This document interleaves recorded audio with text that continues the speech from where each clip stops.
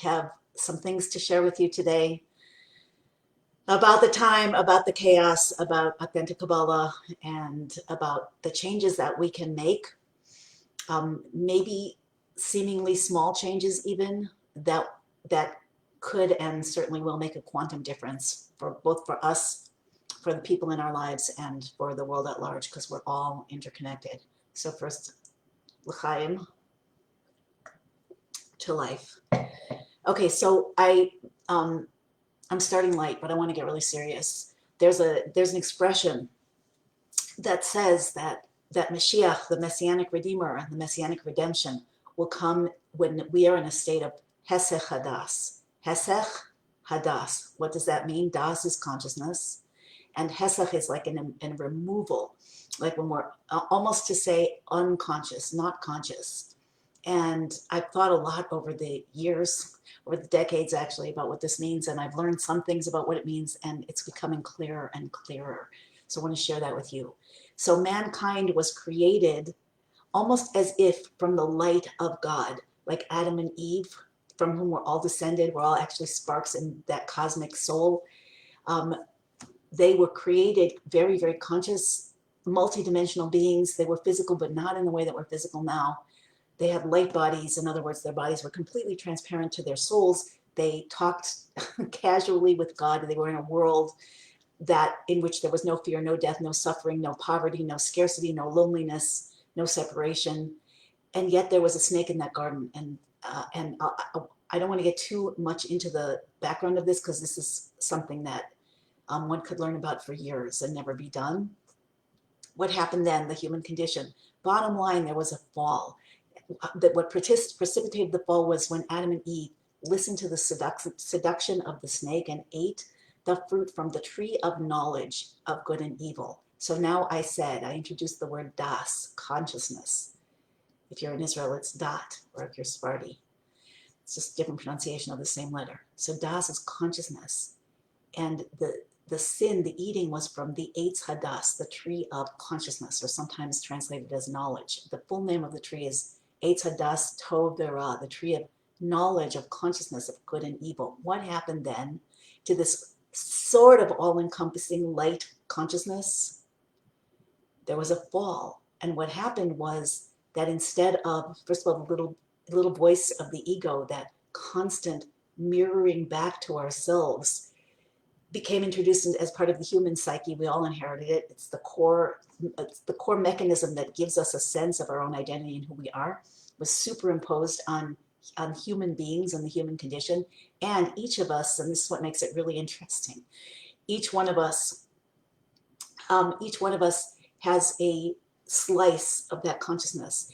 Each one of us now has das, what's called das tachton, a lower das, which really means a very abbreviated, very self-centered, very individuated, very editorialized das. So that now human consciousness, instead of being like a satellite dish, like an awareness, like a receptor for divine consciousness, or at least for the divine presence, let's say, we're filtering out. And we're not just filtering out, we're filtering out everything except our own slice of das. And that slice of das isn't just a filter. It's not just in quantity that we filter out, but it's in quality, so that we are actually filtering through the template of our own inner wiring, our own worldview, our own identity, our own likes and dislikes, our ancestral patterns, our past life, traumas, our present life traumas, all that, our opinions, the opinions of the people we're connected, all that stuff. Advertising, we can go on and on.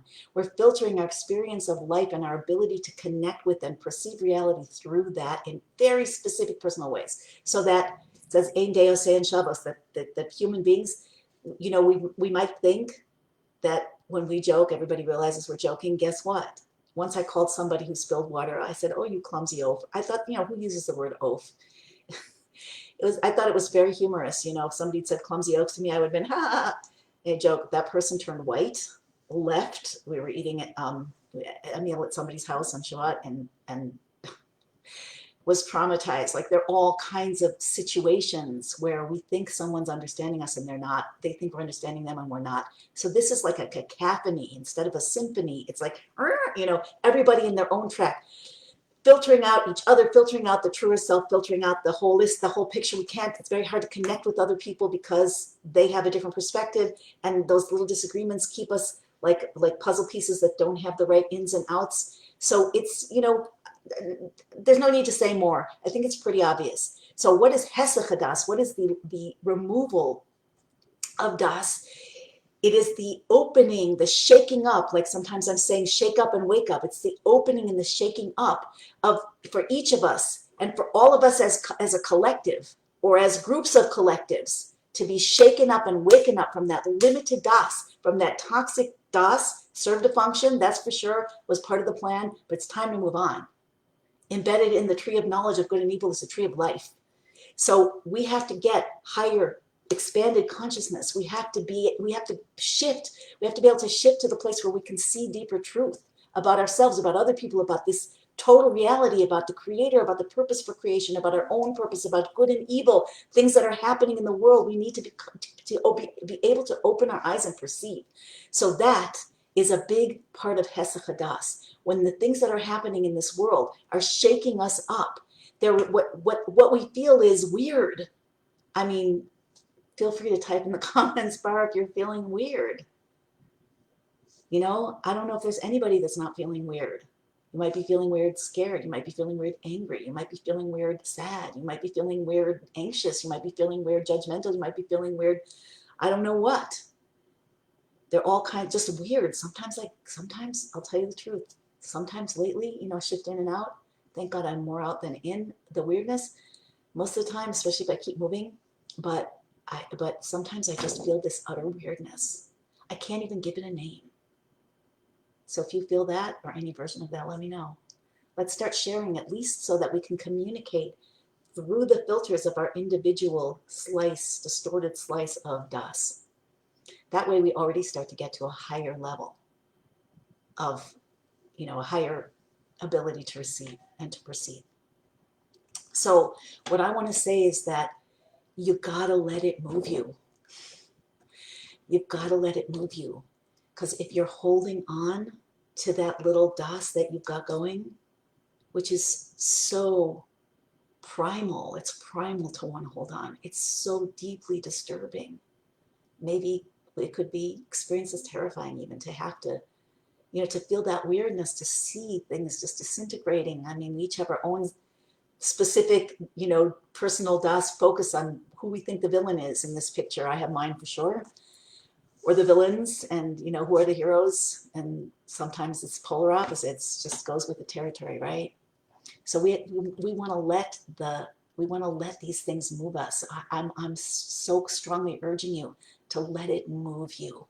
When you feel weirdness, when you feel shaken up, it's natural to try to cling to hold on. Even having opinions is a kind of clinging and holding on, because as I said, our identity, every one of us has an identity that's related to our Das, to us having opinions and perceptions of what the world is like, and who, you know, who's doing what and what it means, and all of that is a construct that came from the eating of the tree of knowledge, of the Eitz Hadas. So now Hesed Hadas means in a certain level a moving off or a loosening of that filter of separation and personalization. When I say personalization, I mean distortion. Obviously, we don't lose our personal passion and our personal, you know, soul light and our personal heart emotions and our intellect, but we change it, we shift it. And the formula forward, the path forward is, I'm going to introduce this another time. I don't have a whiteboard I'm into, but I don't. But there's I'll draw this when I have a chance. There's a concept of called metastability. So if you imagine that the old way where things were pretty much the same, everybody in their own Das, you know, every culture in its own Das, and human beings in general in this very limited Das, you know, where we can't see anything that's actually going on here. We can't see through the veil at all. Now we're starting to be able to more and more if we lean in. That's possible. But meanwhile, the way of the world, the way things were expected to be, the way my life was expected to be, the history repeats that thing. How many times have we been told history repeats? Guess what? It's not repeating anymore. That's really challenging, right? I feel that in my body when I say that. History is not repeating anymore. We're out in the, we're out in space now. We're moving. And when we try to hold on, the bottom of this pole is stability. When we cling to it, we feel the breaking as it's being uprooted the way we knew things to be. We're climbing up, we're allowing the chaos to move us in this kind of a pattern, up, up, up, up to deeper dimensions, deeper awareness. It's very unstable in the meantime, but that's part of the process. That's part of the meltdown and metamorphosis. That's why I keep saying, and I will keep saying, you have to let it move you. And what we want to aim for, I say we, I mean me, but I'm inviting you to adopt this perspective because I think it's really powerful and I think it's really true.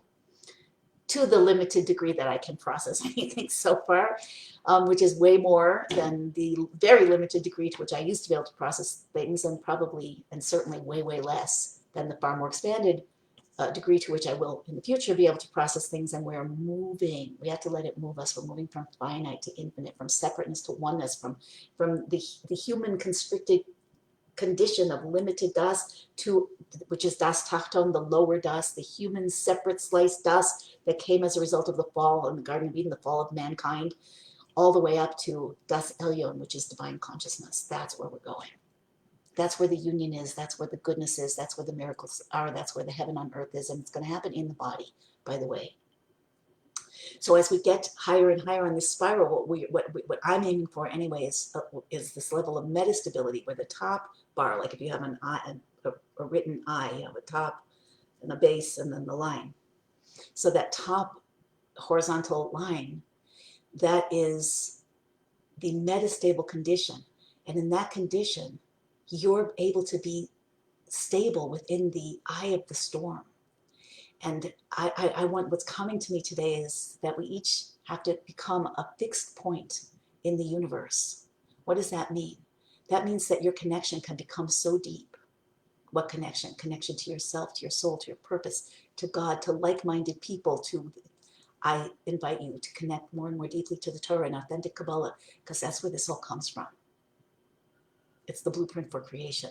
But the more you're connected to the truth about you and the truth about us and the truth about it and the truth about, you know, the universe, the truth about this process, the more you can become fixed in the movement, fixed in your consciousness, in your expanding consciousness, fixed in your ability to see, your expanding ability to see. And you will be like a lighthouse for all those floundering ships. And even if you get shaken up, your roots will just get deeper. And that's the replacement, or that's the rectification for Das Tachton, that we move to Das Elyon. For the lower Das, we move to the higher Das. From stability, we allow ourselves to be moved by the instability and the chaos up that pole so that we can get to the metastable place, a fixed point in the universe. So I'm just going to say a few little things about this that will help bring it down just a little bit. Number one, how do you do this? Number one, consciousness. Be present. Pay attention. Notice what's going on inside of you. Expand your consciousness. That's what the Torah is about. That's what, especially the mystical Torah, authentic Kabbalah and Hasidus, that's what it's here for. It's here actually to bring healing to the world and to everyone in it.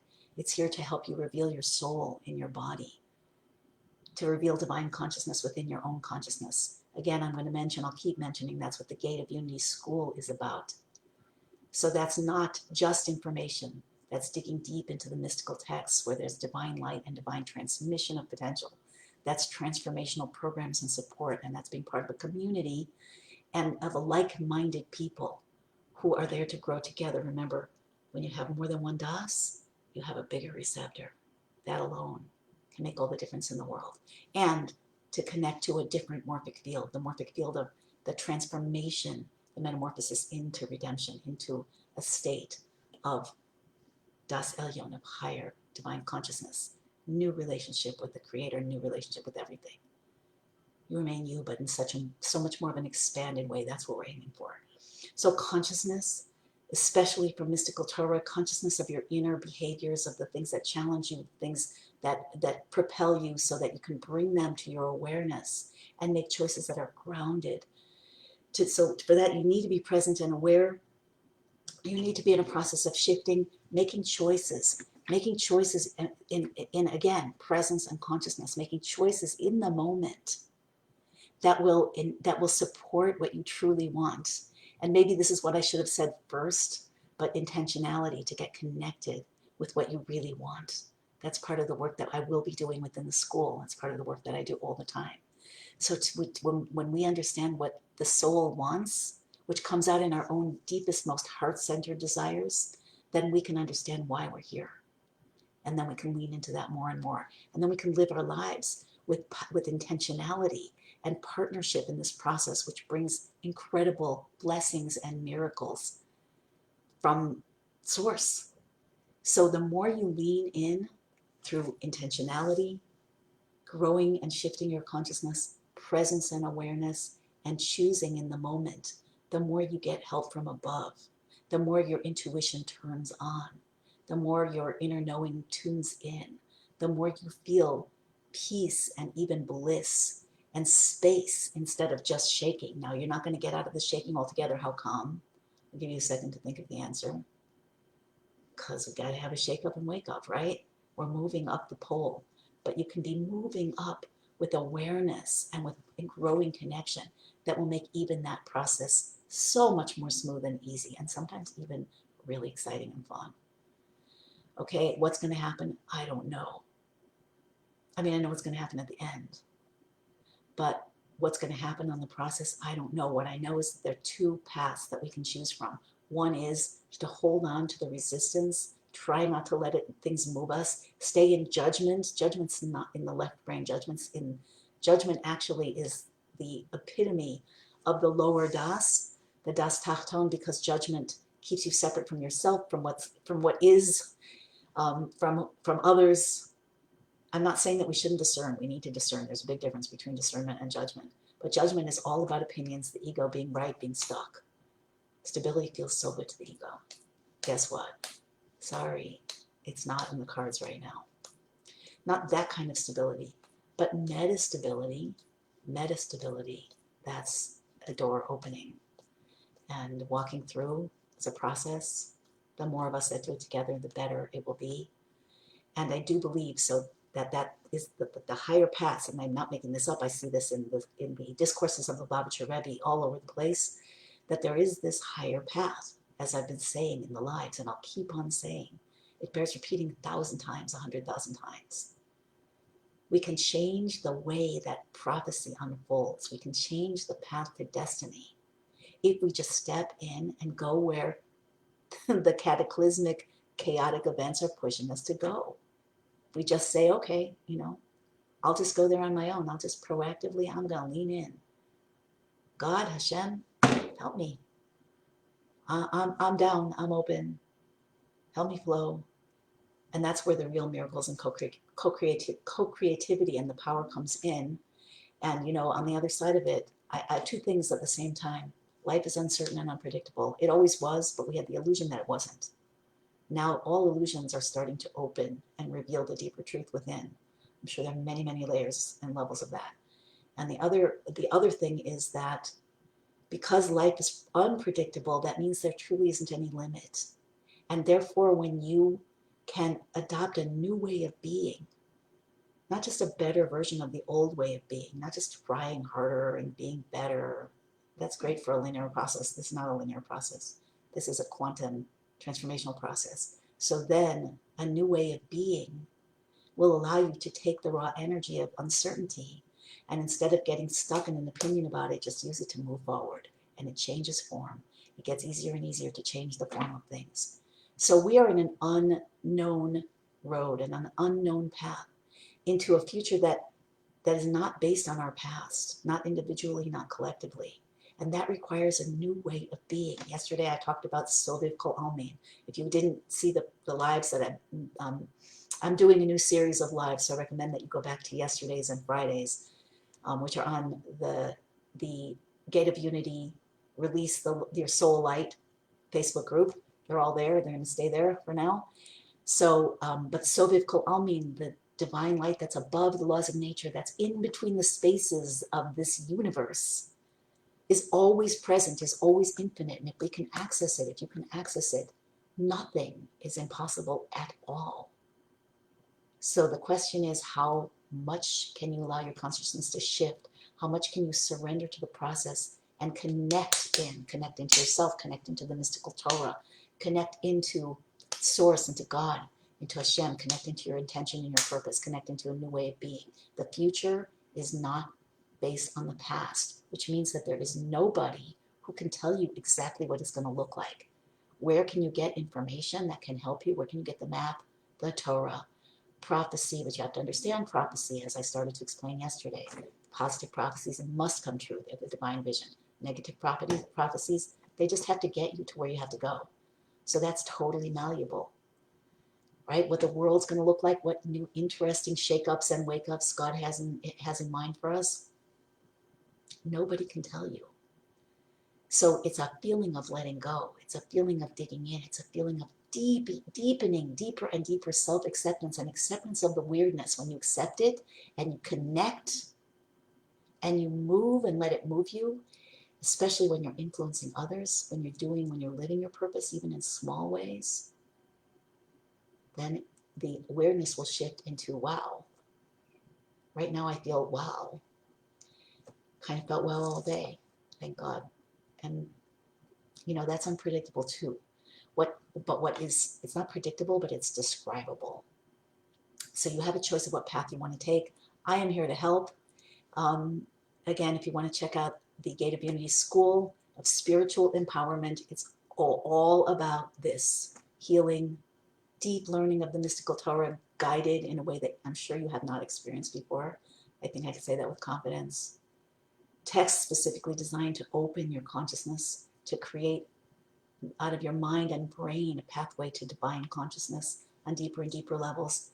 The instructions, which include transmission of potential and power to make these necessary changes that will allow you to take the high path, connection with people who are in it together with you, healing, guided transformation, soul family, and more, and always more to come. Live and in the archive, so you can check that out, or you can register at the lowest price you will ever have that you can lock in at www.gateofunity.com/school. And I'd love to see your comments in the comments bar. Questions. I do sometimes have a little time to answer questions on Facebook. In school, I answer so far. I do my best to answer all questions, whether they're questions on life, questions on emotions, questions on the how, on the learning, on the person, on the on the individual situations, on the mystical Torah. So there's a lot more time for that there, if you choose to become part of the community. But I would love to see your questions, your comments, and I'll try to answer a few at least as time permits. And feel free to like this. I hear people saying that all the time. I almost never say that. Feel free to like this if you like it, and feel free to share it with your friends. And if you're not a member of the Gate of Unity Release Your Soul Light Facebook group, I suggest you join now, because that's where a lot of this sort of thing is going to be showing up, and that's where you're going to start to connect with a lot of other like-minded people, and that won't cost you a dime, or a shekel, or a euro, or whatever, depending on where you are. Okay, everybody, lots of love. See you soon. Blessings on the path. Let's do it. Let it move you. Be miraculous. See you soon.